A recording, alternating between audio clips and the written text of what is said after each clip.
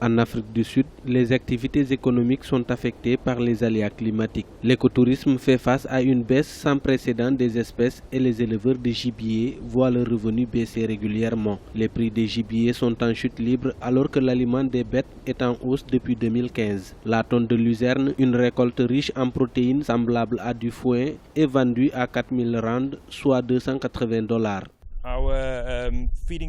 Les coûts des aliments des bêtes ont augmenté de 65%. Nous les nourrissons pendant 24 mois sans relâche. Leur nombre est en croissance. Nous essayons de cultiver de l'aliment de bétail, mais ce n'est pas possible avec la baisse des prix.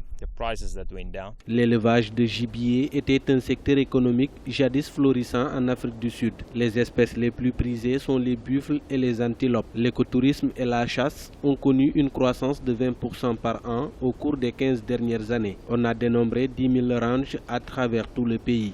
Cependant, certaines espèces ont fortement diminué. À ce stade, nous achetons jusqu'à janvier les animaux que nous pouvons nourrir. Nous avons de l'espoir pour la période pluvieuse de décembre. Les coûts des aliments baissent beaucoup après 6 à 8 semaines à partir de cette période. Nous avions environ 500 damalisques à front blanc et nous en sommes à 250. Donc le nombre a été divisé en deux. Nous avons capturé certaines et les autres, nous les avons achetées dans des fermes.